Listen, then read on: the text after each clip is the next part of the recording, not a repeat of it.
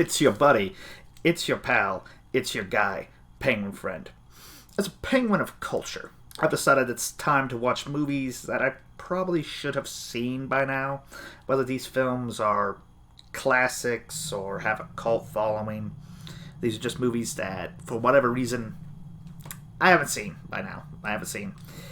Now, I love animation, so I'm going to start with Studio Ghibli films, namely Graveyard of the Fireflies. I don't know much about the film. I know the famous poster with the B-52 hidden in the background. I know it's not a happy film. So without further ado, let's watch Graveyard of the Fireflies, and I'll give you my raw thoughts in just a couple minutes. Well, guys, I just got done with the English sub version. Not gonna lie, I had to take a little time right after to collect my thoughts because this movie is intense, and that is putting it lightly. It makes no qualms about what type of movie it's going to be from the very beginning. Following the story of two orphan siblings during the Allied bombing campaign over Japan, don't be watching this movie unless you're willing to cry and handle a depressing story. That said, I can't recommend this movie enough. It is excellent. The storytelling is very well done. The animation is, of course, gorgeous. I think this is even one of Studio Ghibli's earlier films, though don't hold me to that. Obviously, this is a first time really getting into Studio Ghibli's stuff. I will say somebody did their research, because those the American planes, well, all the planes in this film look really, really good. With all that said, watch this movie. You won't regret it. From here on out, I'm going to be getting into spoilers, so be forewarned. The movie begins with the spirit of a child watching himself starve to death. His body is what looks to be in a train station. He's surrounded with the dying bodies of other children. All the children look the same, which I thought was interesting. A good Samaritan passes by the dying child and places food next to him, but it's too late. He's too weak to even grab the food. He's either dying or already dead at that point. It's not really clear. The body of the child, of the boy, is then ransacked by a couple of rail workers. The workers find a tin can, and they throw the can outside in a field, where the spirit of a little girl emerges from the field, surrounded by fireflies.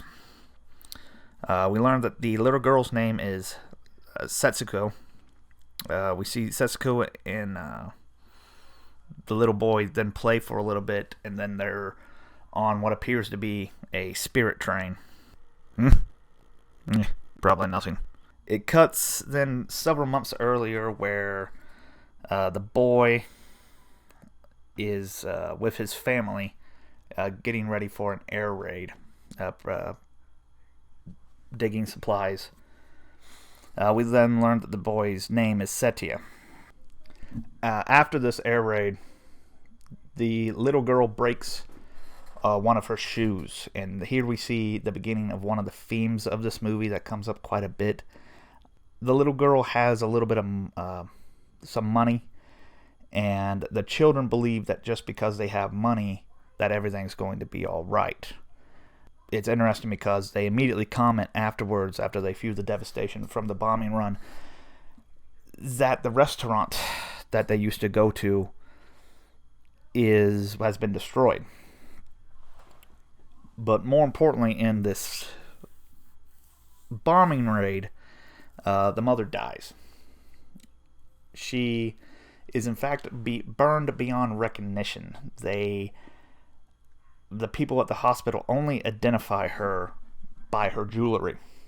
Now, so the children are taken in by Auntie. I'm not certain if Auntie is the sister of the mother or their father, or if that's just a nickname. I wasn't real clear on that. Satya tells Auntie to hide the truth of their mother from Setsuko. So things are okay for a little bit. Satya and Setsuko move in with Auntie. Satya goes to dig up the supplies that he was burying at the beginning of the film, including the tin can from the very beginning of the movie. Auntie comments that the food that the kids have is good food.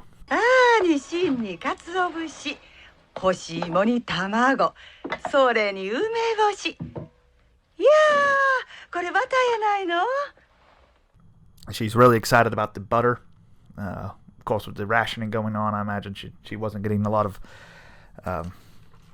good stuff. However, the bombing raids are getting more and more frequent, and the supplies are getting tighter and tighter as this is going on.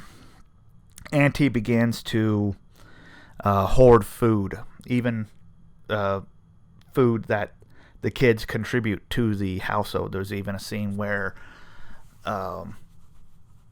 Auntie convinces them to sell their mother's kimonos for supplies. And they get a significant amount of rice for these kimonos, but she only uses that rice to give the kids one meal. She's hoarding food for herself and for her own daughter. And it's either her son or her daughter's boyfriend. I wasn't clear on that. That's living them as well. The children start getting rashes on their bodies because of lack of food. Satya even starts to give candy out of the tin can to Setsuko to begin to calm her down. So then they go to the beach and they get into the salt water to kind of soothe their rashes a little bit. And there's a pretty cute scene where Setsuko is chasing a little crab on the beach. But this type of movie this is, the crab that she was chasing then buries itself in front of a dead guy that kids find on the beach.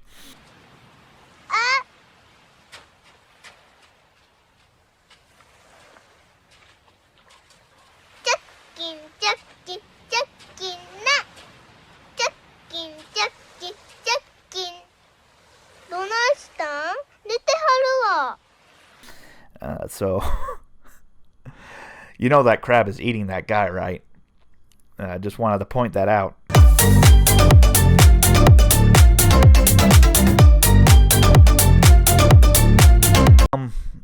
As all this is going on, Auntie starts to get more and more cruel. Setsuko begins to have hunger pangs in the middle of the night, crying out loud. She berates the children as lazy and as freeloaders, even though the school's burned down, the steel factory Satya was working at is gone. She just starts to get more and more cruel. セータさん、恋さんも兄さんもお国のために働いてるんですさかい。せめてあんた泣かせんようにしたらどないやの？毎晩警報で加減みんな寝不足になっとる言うのに、うるそうて寝られへん。This begins to agitate their relationship. So during one of the bombing runs, the kids are hiding out in what appears to be a little cave. And they decide that they're going to move into this cave. Now, this is a scene that I think solidifies Auntie as, I'm not going to say a villain, but definitely selfish. The kids are starting to leave her household, and she's talking to them. And you can tell that she knows they're not really going to make it. But she lets them go anyway. And I think it's mostly because she was just glad to have them out of her hair. She was tired of dealing with them. She was tired of dealing with the stress of having 2 more mouths to feed. And she just wanted the kids gone. This is where Auntie she's the adult in the room. She needs to tell those kids that they can't live on their own. They won't make it. But she doesn't.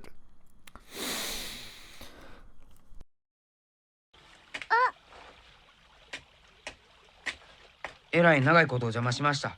僕らよそへ移ります。よそってどこ行くの？まだはっきりしてませんけど。ああ、ほなまあ気ぃつけてな。ふーちゃんさいなら。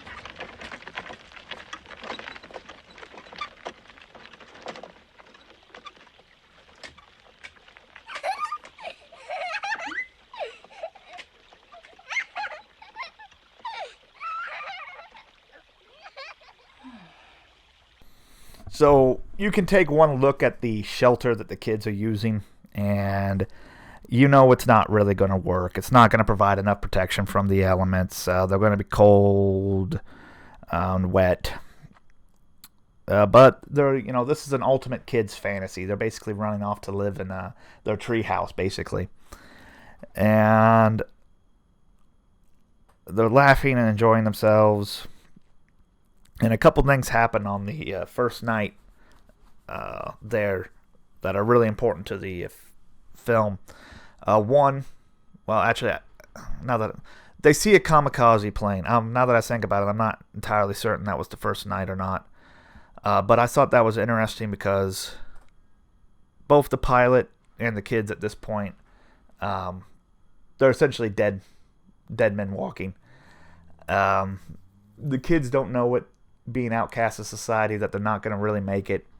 They really can't survive outside of the system. In fact, one of the farmers that Setia buys food from frequently even tells him that, but spoiler alert, he doesn't listen.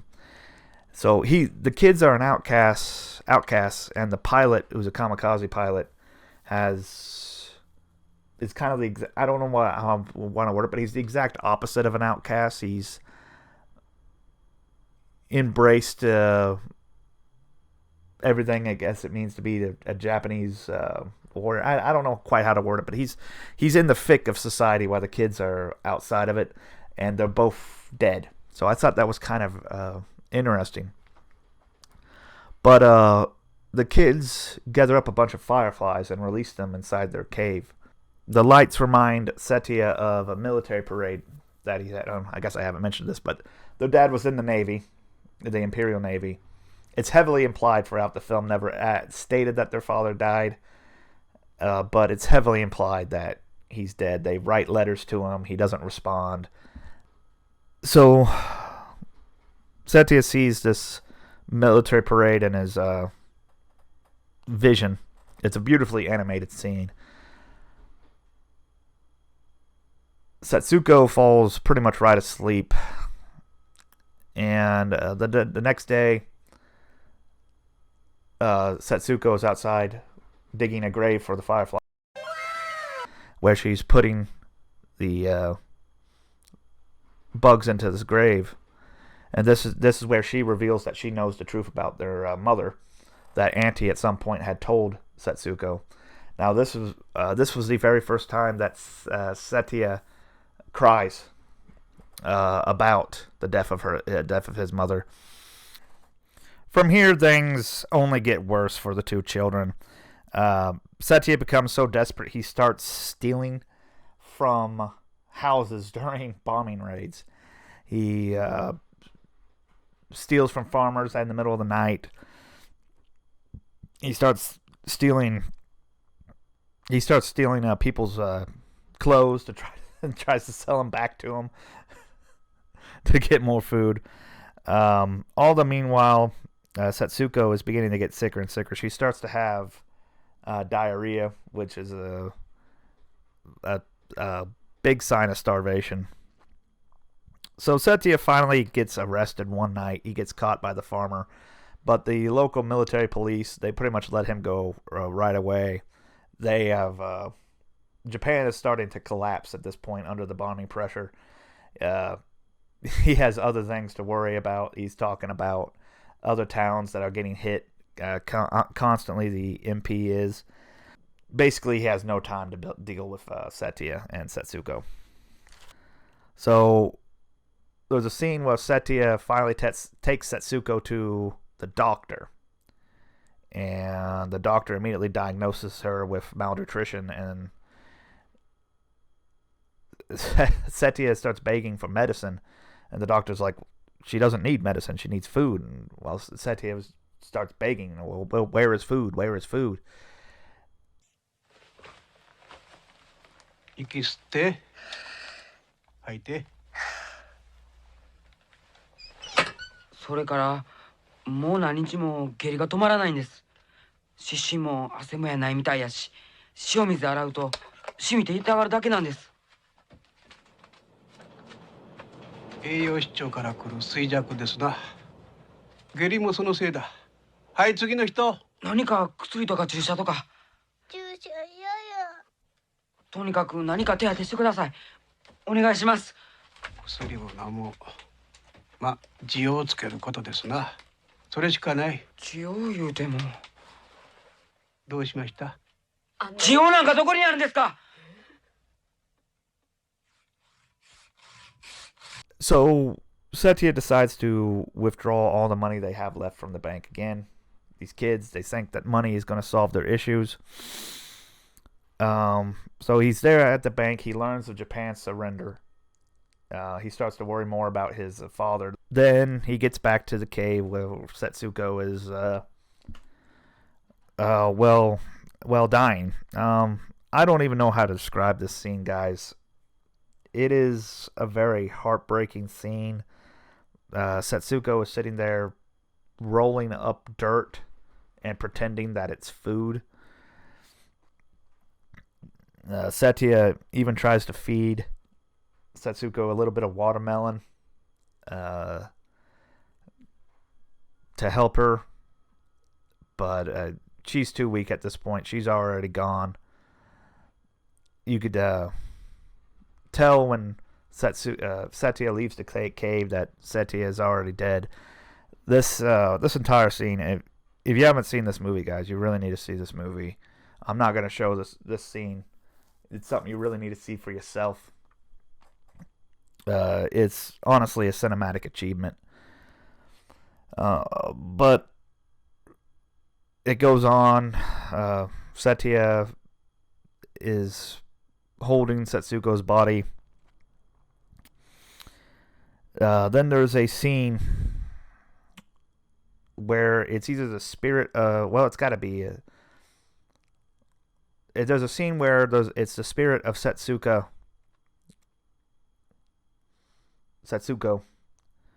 It's the spirit of Setsuko calling out to her brother. She's playing in front of the cave. It's honestly a chilling scene.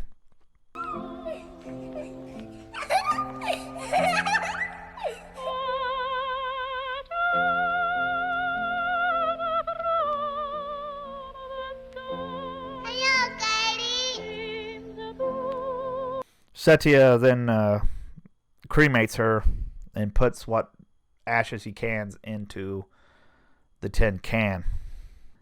Which I just realized the workers from the very beginning of the movie called the tin can junk and worthless. So, dear God, this movie.